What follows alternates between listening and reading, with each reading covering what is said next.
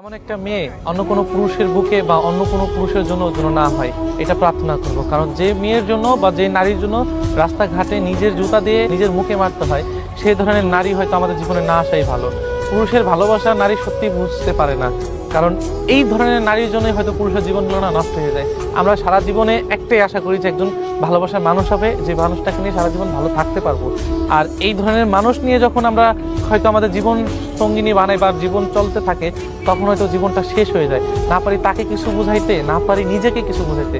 আপনি একটা জিনিস খেয়াল করছেন যে কতটা অধৈর্য হলে বা কতটা বিরক্ত বা কতটা নিজের কাছে নিজের ছোট হলে রাস্তাঘাটে বা লোক সমাজে একটা মেয়ের জন্য নিজের মুখে নিজে জুতা মারতে পারে। এটা হয়তো আপনার ধারণা আছে কিনা জানি না, হয়তো এই জিনিসগুলো বা এই ফিলিংসটুকু একমাত্র তারাই বুঝবে, যেই মানুষটা ভালোবাসা মানুষটার পায়ে পড়েছে, ভালোবাসার মানুষটাকে হাজারবার শতবার বোঝানোর চেষ্টা করেছে, তবুও বুঝাইতে পারেনি।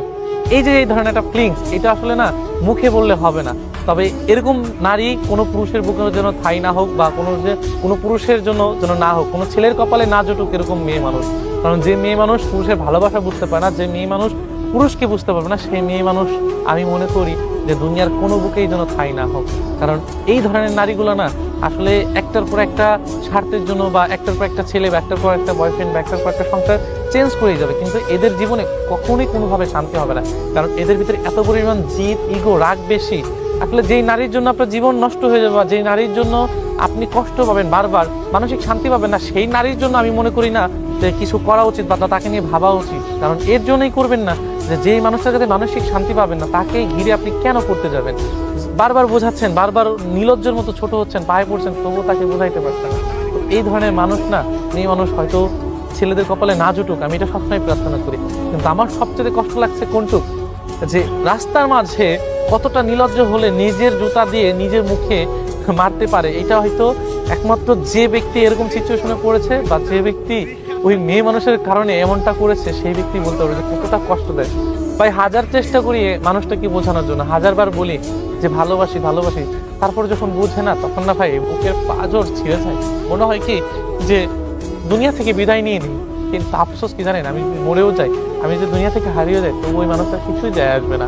হয়তো বা কি দুই একদিন কষ্ট হবে, কিন্তু হয়তো আমার মতো যেরকম একটার পর একটা চেঞ্জ করছে, হয়তো আরেকজনের সাথে হয়তো আরেকদিন ভালো থাকার চেষ্টা করবে, মাঝখান থেকে আমি হারিয়ে যাব।